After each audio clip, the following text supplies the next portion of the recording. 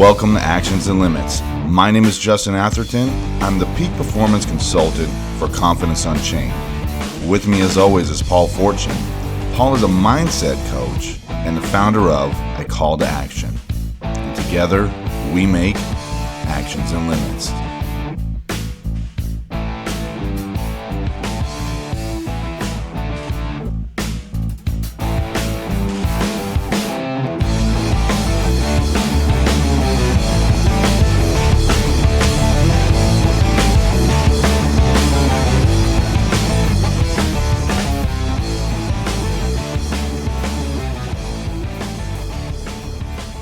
Welcome to the show, the podcast where we talk about the actions we can take and the limits we create.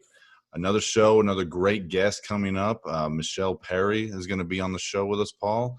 Everyone out there, make sure you subscribe or like the show on either YouTube or your favorite podcast platform, and make sure you're not missing a single interview on the Actions and Limits podcast.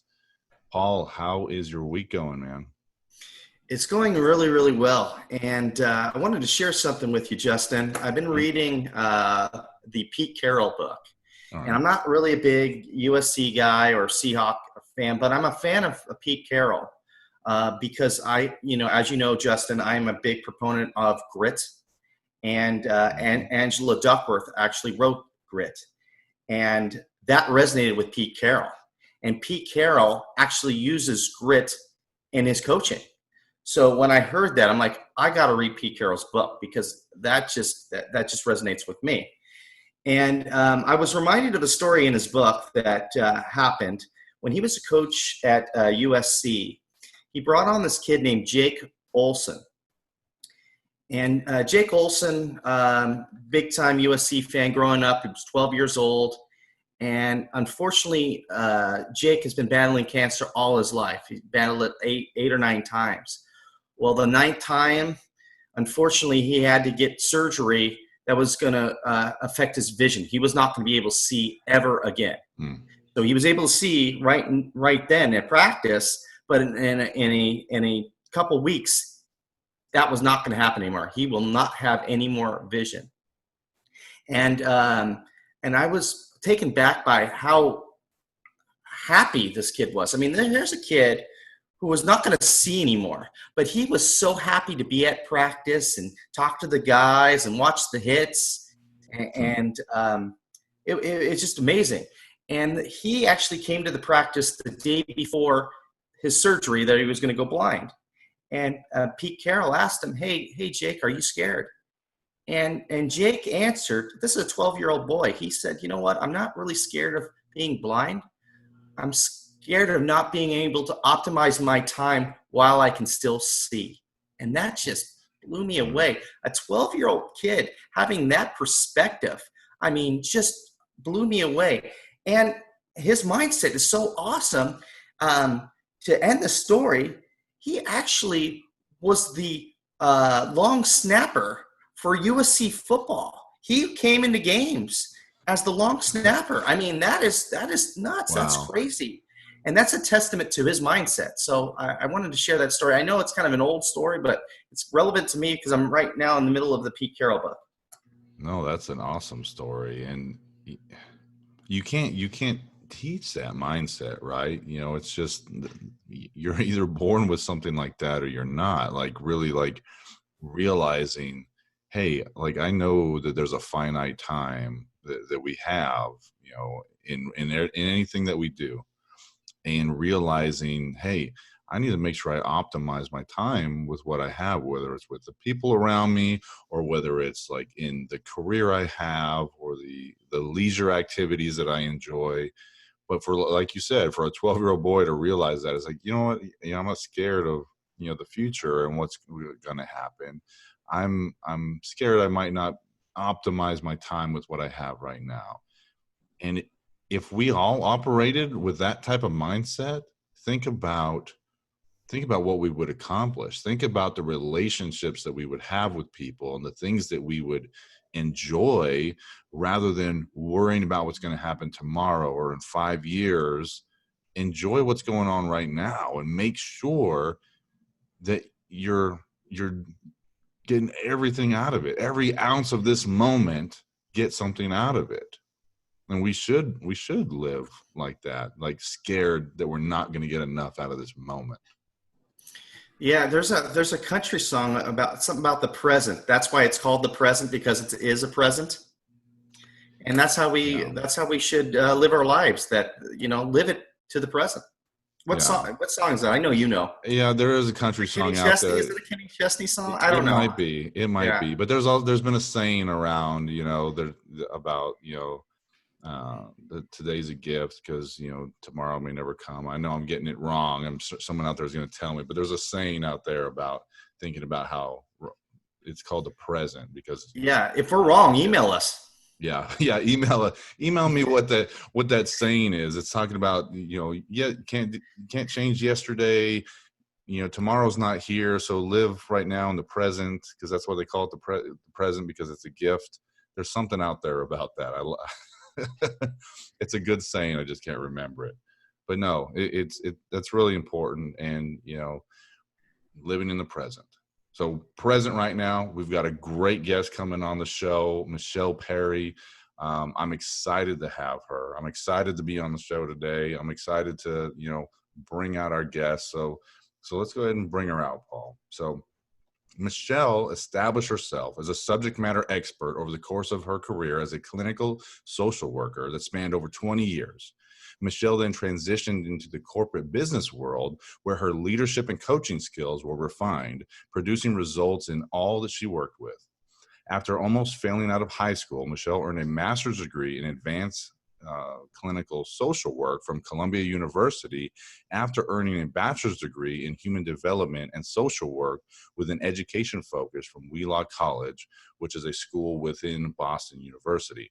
Michelle's formal education, combined with a life of victory over trauma and loss, financial hardship, and complete mindset transformation, has equipped and enhanced Michelle's skills as a life empowerment coach, where Michelle uses a skill-based cognitive behavioral empowerment approach to contribute to the journey of others who are able to see results and experience an increase in confidence and momentum in their lives.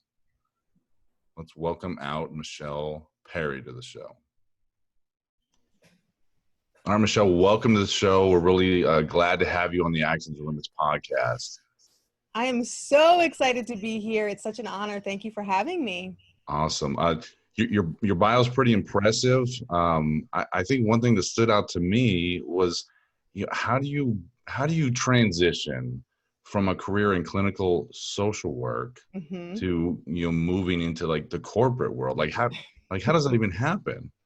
I know. Well, it's funny because both the transition into social work and then out of social work are sort of based on the same premise for me. And it's all about what my core heart message is, which is paying attention. And so when I was a national consultant in child welfare after 20 years, I was recruited to Texas. I've lived on the East Coast, the West Coast, and I got recruited to Texas. And I worked for an agency that was the most unethical agency I have ever worked for in my entire life. And I was just miserable. I was flying across the country about 3.5 weeks out of every month. I was not taking care of myself. My husband was like, "Who are you? You're turning into a crazy person. We have to fix this because I'm not living with you like this for the rest of our life." And I had to really do some reflection because I recognized I had totally let self-care go down the toilet. And what happened was I said, have I reached all my goals in social work? Have I achieved everything I wanted to? And when I really sat with myself and thought about it, the answer was yes. And I have a drive to help people and to serve people. And I couldn't figure out how to continue doing that unless I was a social worker and being a clinician and a therapist. And my husband said, "Well, why don't you try a different industry? And what about Geico?" I'm like, "The insurance company, like the green gecko dude? Like, what are you talking about?" And he's like, "Well, customer service, helping clients and people." Like, who knows? So that was the only job I applied for. And I actually got accepted. And I've been working there now for 7 years. I'm an analyst. But through working in corporate America, that's where my coaching business bloomed. That's where my podcast came from, my school. So sort of my second life came out of a decision to take care of myself, pay attention to myself. and take a risk and really serve people in a different way. Okay, so it was more about like finding out what you needed and then sharing that with other people then. Well, it was sort of like paying attention to what the core about who I am is. And the core about who I am is paying attention to people who are often forgotten or lost and not paid attention to, wherever I am, whoever that is. And that was why I went into clinical social work, which stemmed from a story that can be a little controversial. So we can maybe talk about it, maybe not, depending on what you want. But it really was about paying attention to me, because I had become that lost, forgotten person, and self-care didn't exist in my life. And if you don't fill your cup, you have nothing to give. And so if I have nothing to give, I'm not of service. I'm not of benefit to anybody. And so it really was about finding a job that I thought just do, mindless, customers cursing me out over the phone is much better than having to go take a kid away from their parents and, worry about getting shot at in Texas, where the gun laws are what they are. But it really was about self-care. And from that, I was able to fill my cup again and figure out, you know what, I have so much to offer people in a way that may not be the package that I thought it was, but still is beneficial and significant. And that's sort of what bloomed. And I was just really paying attention to what was coming in my life and presenting itself. Michelle, the theme of what you're saying is a lot about service. Mm-hmm. And you talk about that, getting into social work and now what you're doing with coaching and everything like that. Where does that come from? Did that come from your childhood, or where did you develop this need for service? So I grew up I'm biracial, number one, and my parents I was born in the 70s. I look very young, but I'm in my 40s. And in the 70s, being a interracial couple was not, common or celebrated. And so my parents split when I was 3. And that was sort of where I started to develop feelings of rejection and low self-worth, self-esteem.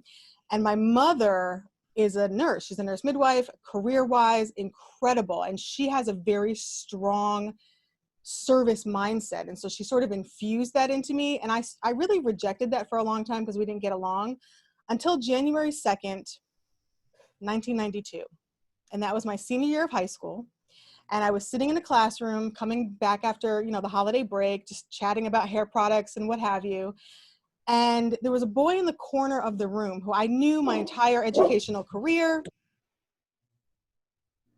Got the dogs joining in there. I was going to try and mute because I think my husband's home. So this is real life though. Coronavirus, working from home, the dogs. So they'll be quiet in a minute. So I apologize for that. But sitting in that classroom, looking at this boy who I knew, but he never talked. He never smiled. Nobody paid attention to him. He was weird. He was like that weirdo kid that becomes Bill Gates that you never think about. But on that day, January 2nd, he was smiling. And he had a styrofoam cup with a pencil on his desk, and he was stirring it, and he was smiling. And I remember thinking, why is he smiling? I've never seen him smile before. And then I just sort of, went back to my life and talking about hair products and what have you. And 10 minutes later, what he did is he drank what was in that cup and began to convulse and make sounds. And what happened was he basically took his life in front of us in that classroom. And I was the last one out of the classroom, so I actually saw his lifeless body on the ground. And, they brought in the counselors to help us and everything. And I remember they dedicated the gym to him and they named a tree after him. And I was so angry. I was rageful, not at him, but at us, because how dare we pay attention to this kid after he was gone when that makes no difference. If we had paid attention to him when he was alive, maybe he would not have taken his life. And that moment was where purpose sort of revealed itself to me. And I made it my life mission to serve other people by paying attention to them so that nobody would ever feel that low and that much despair where they would want to take their life. I would be that person who would smile at you on the subway or walking down the street. And that's really why I went into child welfare, which is all about just serving people, because I just felt such a drive to hopefully prevent that in someone else's life. Well, that's a pretty powerful story there. I know Paul and I talk about it in a lighter note, smiling with somebody when you walk by, like what kind of impact is that going to have on someone's lives? But how many stories out there are people that were en route to maybe go commit suicide, and waiting for that one person to say hi or to smile at them. And then it's like, hey, you saved my life. Like, I was Yeah. about to go kill myself. But so you're being that every day and putting that out there for people. That's a powerful thing to be. And it's also, it's a tough conversation to have sometimes, right? Like, there's a stigma around talking about things like that, like mental health and suicide. So it's always a tough topic to bring up sometimes, which it shouldn't be. We need Yeah, to I mean, it's break it down. uncomfortable. It's Yeah. uncomfortable and it's messy. But one thing I've learned, especially since I've gone through a whole identity thing with being biracial, and I refuse to pigeonhole myself. And I have learned that I am the person who will bring up and talk about the messy, uncomfortable topics in a way that people can engage and sort of breathe and be okay with talking about it, because we really need to have the conversations, because it can be life saving and also life changing. And I think most people really want to benefit their world, their life, other people. They just may not always know how or have the language. And so I give people permission to talk about it, because I'm just going to be out there and talk about it. Well, Michelle, what advice would you give like kids, let's say in high school, and they see a kid that you saw that's kind of uh, withdrawn from the other kids, kind of a loner, kind of maybe sad, angry. You don't see him smiling or her smiling. What would you say to the other kids to help prevent that person from harming themselves or harming other people? Yeah, I mean, if someone, from the clinical standpoint, if someone wants to take their life, they're going to do it. They're going to find a way. But I remember a conversation that I had with this boy, and it was random, and I didn't even think about it. But going back, it haunts me, because he was talking about like how hard his life was and how he didn't like his family, he had to work, blah blah. And I never said anything to him. I never gave him any sort of acknowledgement in that conversation. And so what I would say to anybody, high school, college, whatever it is, if you see someone who is unhappy, who seems withdrawn, who just, or sometimes they may be even happier than they should be, because when people make that decision to take their life, they actually get happier because they've made the decision. You may not have the courage to talk to them, but even if you wrote a note, that could be something. Hey, I see you. Or, hey, I noticed you today. Give them a compliment. I like your shirt. I like your shoes. I like your sweater. Wow, the way that you said whatever in class was really impactful for me. Just anything positive that you can say to someone. And if you can't say anything and you can't write anything, at least smile. Make eye contact and smile, because when you make eye contact with someone, there's an energy exchange where people, they feel seen. Even if you can't say anything to them, they recognize that you've seen them. And I've done that, like on the street with people, homeless people that I've passed, and you almost can see the little click of light flicker in their eyes, like, wow, someone saw me. They recognize I'm human. And so even those little things can make a big difference and have a huge impact. I really like that idea of just like making that connection with someone and being purposeful about it. And you never know the impact that's going to have on someone, whether it's just their day, their week, or like their life, completely. It could completely change an outcome of what's going on in that person's life. So that's Exactly. that's that's super important. And so with your coaching, like, so how do you put all that into sharing that with your clients and having them turn into those beacons like that you've made yourself into? I love that. Your beacon of light. Think of a lighthouse. Woo. Um, I you think know, for Captain me, EO. yeah, I think one of my superpowers, I think we all have a superpower. We just have to identify what it is. I think one of my superpowers is listening in an active listening type of way, and also asking different questions. One thing I've noticed with a lot of my coaching clients, and even I have an online school as well, so some of my students who take my courses, sometimes if you ask them a question in a different way than they've thought of, or a question that they may not have thought of before, Mhm. that can be the one like light switch that is like, oh, it opens up a whole new world of thinking, perspective, sight of what's possible. And so I really bring the active listening and hearing what they're not saying, because sometimes people say things, but it's what they're not saying that I can hear and then ask a question about. And they're like, oh, wow, you really heard me. I felt understood. And now I can think a little bit differently, because it really all goes back to your mind and your mindset, which I know Paul talks a lot about as well. Yeah, I want to talk about how, you bring up a lot of things that you've witnessed and that you've dealt with as a social worker, and probably today as a coach. That's emotionally and mentally and physically draining. So what do you do to overcome that, to keep your health good? Well, I've had to learn, because like I said, when I was becoming that crazy person, when I was reflecting, I realized that, and I'm an empath, I'm very intuitive, and I'm extremely empathetic. And so what I used to do was take on that emotional burden that my clients and the people that I was serving were sort of unburdening, or, releasing, because that energy goes somewhere. And I would take that on, and I didn't recognize that it wasn't mine to keep. So I had to learn how to release it, and I had to learn and teach myself how to implement self-care. And people say, oh, self-care, it's not the mani-pedi. It's really about total care of self, taking care of yourself.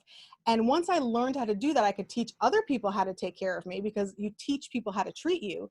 But I had to learn how to treat myself well first, and recognize what was my emotion, what were my thoughts, because sometimes we have thoughts that do not belong to us and we don't have to keep them. I'll have these crazy ideas come in my head, and I'm like, okay, that's not me. I release you, and we're going to get back to sanity now. But it's really, it boils down to owning what is truly me and taking care of myself in a very intentional way. Yeah, that's so important, to be able to be intentional with how you do take care of yourself, whether it's eating right, whether it's working out, or whether it's like your mental health, and going like, hey, I need to focus on those thoughts. Like you said, realizing, hey, these aren't from me. Like I'm going to separate myself from this. That's a whole different level that is a lot more difficult to get to, that whole idea of being above thought, right? And being Right. able to separate yourself from that ego. That's where you need a coach. Exactly. And to help hear that, and that's what Paul and I talk about that a lot. It's really, it, a coach isn't there to like tell you what to do, right? It's like you brought up, asking questions in a different way, like really like making you think about things, and then going like, hey, did you hear what you just said? Like that's not reality. You're creating that to be a reality. But listen to those things that are twirling around your head, and then they end up coming out of your mouth, and it's like, no, that's a bunch of crap. What are you doing? So it's good that there's coaches out there like you that are really like, are doing that with their clients, and having that Yeah. intentional listening, because I know Paul and I have both seen coaches that are just full of fluff, and they goes, oh, well, it's all sunshine and rainbows, and it's going to get better one day, and it's The Care Bears are flying in on their yeah, unicorns. and that's just not how it works. Yeah, not at all. You know, But it is about sharing the journey. And I think also, helping, what I do a lot of as well, because people don't honor their emotions. It's okay to be angry. It's okay to be sad. And it's, even if you're a guy, hint, hint, yeah. a lot of guys have trouble crying or feeling, sad or disappointed. It's okay to have those feelings. It's what you do with the feelings that matters. My mother, when I was growing up and I was getting in a lot of trouble, she would say to me, I love you, but I do not love what you do. And that taught me that my behavior and myself were two separate things. And that was such a gift, because who we are does not always equate with what we do. And that's really important to remember. I really like that idea of separating the behavior from the person, because that's what it's all about, right? Like, we aren't our behavior. We act in certain ways that doesn't necessarily need to be us.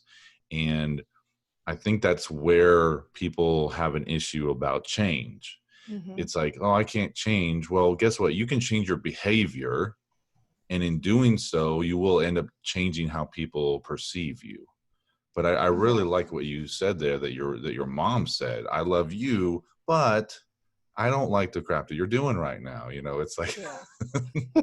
At completely. all. And we can choose our behavior. Like, just because you chose something an hour ago, that doesn't mean you can't make a different choice now. You could always make a change. And the more you make those choices, then it becomes a habit, and then it becomes almost unconscious. And that's how your life changes, one choice at a time. But it's up to the individual to change, correct? I mean, we can't change anybody. If they don't want to change, no matter what kind of coaching that you give them, if they don't want to change, they're not going to change. So how do you convey that to your clients? Because, you know, I run into this all the time, and I'm sure Justin does too, that they just want to wave this magic wand and they want to change. But I'm like, it doesn't work that way. You got to want to change it. So how do you motivate your clients to this change? Yeah, you know, I meet them where they are and I walk the journey with them. And sometimes that journey is just becoming aware of they have that responsibility. Nobody can live your life for you but you. And some people want other people to live their life for them because it's easier, right? And it's a lot of, it can be scary to have responsibility for your life, as opposed to reframing that to, wow, what an adventure this can be, you know?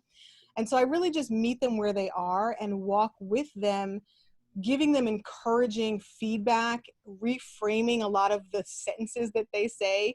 You know, if they're like, oh, I wish someone would, well, why not be that for yourself? You can do that. You're strong enough. And just really reinforcing them to build up that confidence to take that risk to make a change. And then when they do make one little change, even if it fails, celebrating the courage that it took to take that step. I think that's something I like to focus on, really the words. Like, we don't realize how much power the words that we use really have. It's almost like we're programming our own brain to repeat certain behaviors. You know, if you tell yourself, oh, I'm bad at remembering names, you literally, the next person you meet, you're not going to remember their name. So it's like, you know, I'm going to try to do this, or I want to do this, all these, the little variations, instead of saying I'm going to try, no, I will do it. You right, know, I'm going to do. Exactly. And what does Yoda say? What is Yoda's line? He has a good line about that. What is that? Yeah, he does. There is no try. There is only do or do not. Yeah.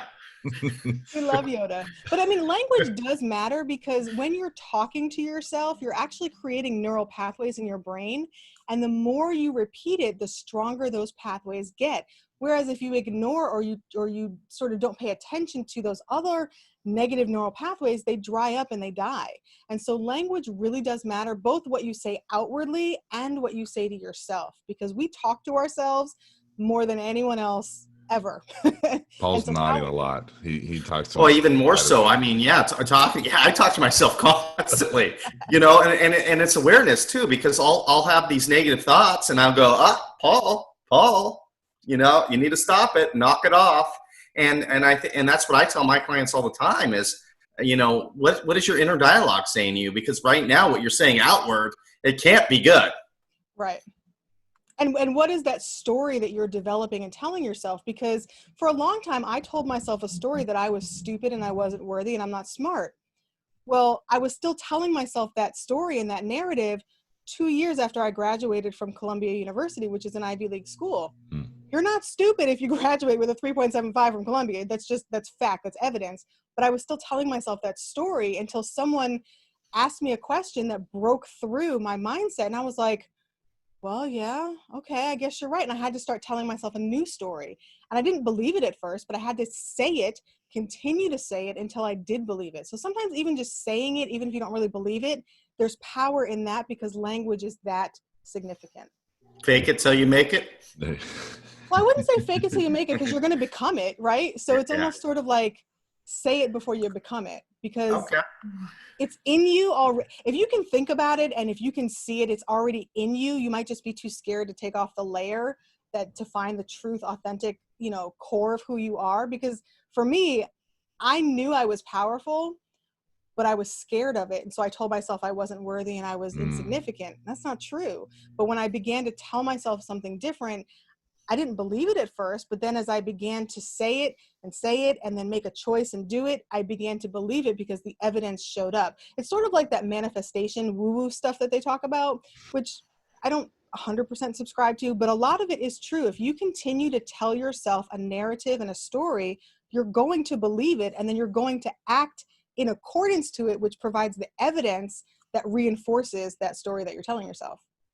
Yeah, it's like self-fulfilling declaring it. prophecy. Yeah, declaring it to be true before maybe it even is true. And I like the idea that the telling yourself the stories, because we tell ourselves all kinds of stories. Yeah. And some of them are positive and some of them are negative. But if you really realize what's going on there and turn off those negative stories and start telling yourself more of the positive stories, you can turn things into, unlimited possibilities, right? So there's so many different options out there for that. As long as it's Limitlessness, right? realistic. Yes, yeah, the limitless possibilities out there. Taking action, yes. Actions and limitless. But it has to be realistic too, because I used to tell myself I was going to be an astronaut. I'm horrible at math and science. That's never going to be a reality. So you have to be realistic as well. Oh, hey, that's self-doubt talk right there.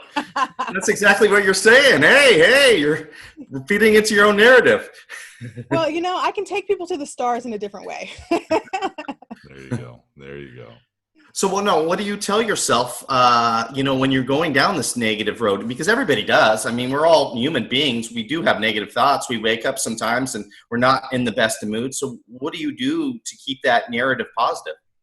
Well, I'll give you an example that was very recent. So yesterday, I still work my full-time job while I'm building my business and building the podcast and all of the things. So I'm very tired and all of that. Things.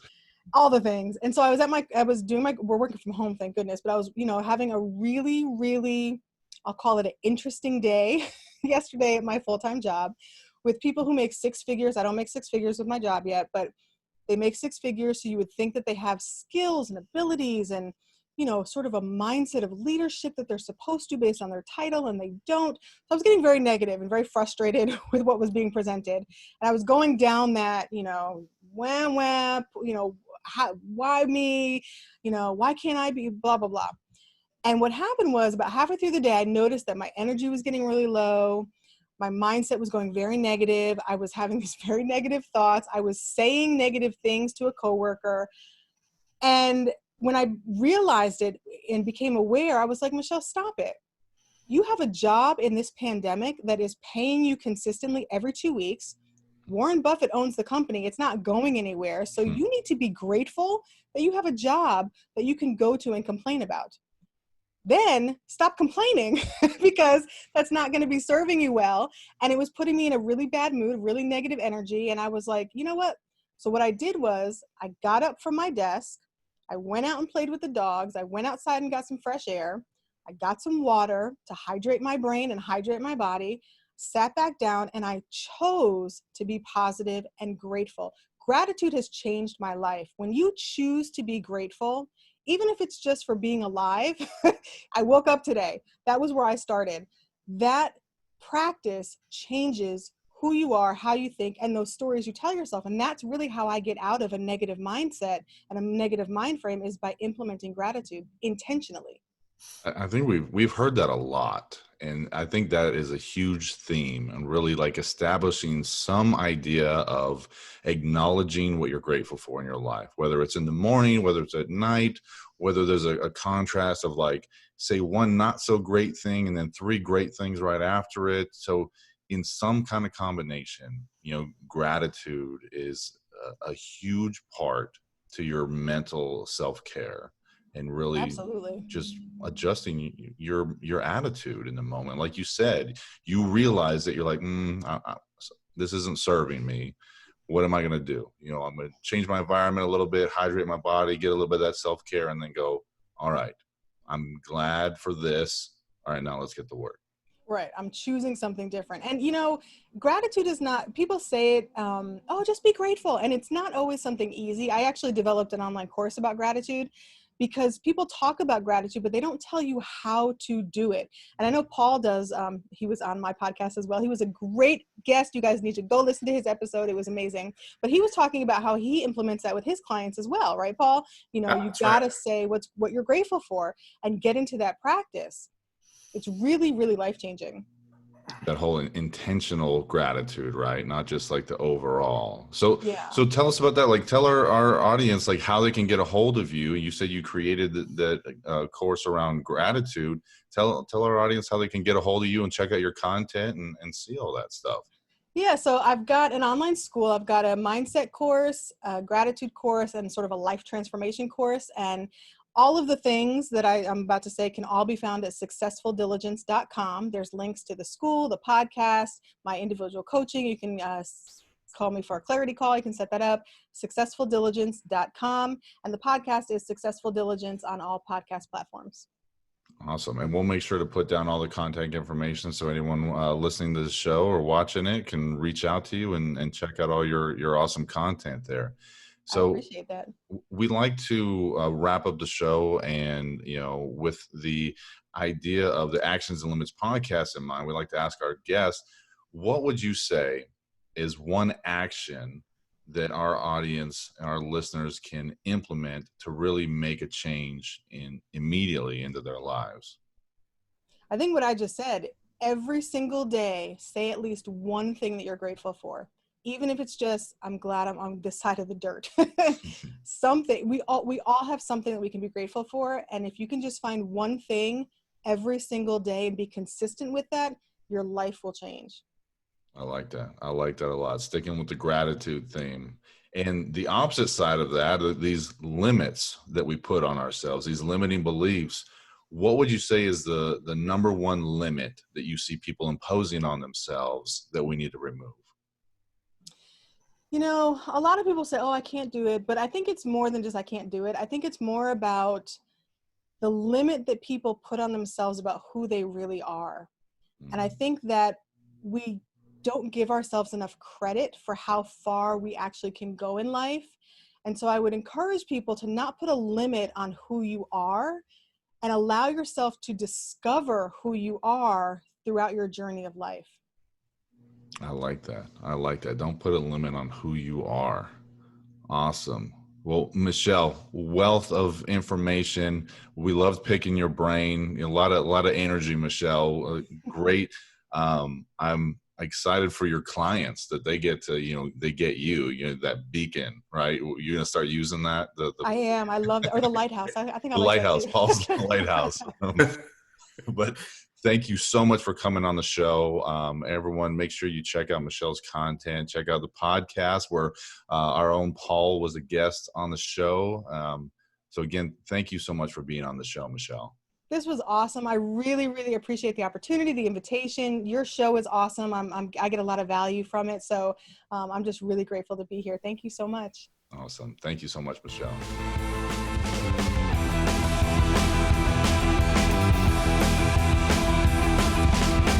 Thank you for listening to the show. Don't miss an episode. Click and subscribe to our YouTube channel. Follow us on your favorite podcast platform and find us on Instagram and Facebook under Actions and Limits to stay updated on all our upcoming content. Continue to email the show at actionsandlimits@gmail.com for our segment Ask Paul Anything. Thank you for listening. We'll see you next week.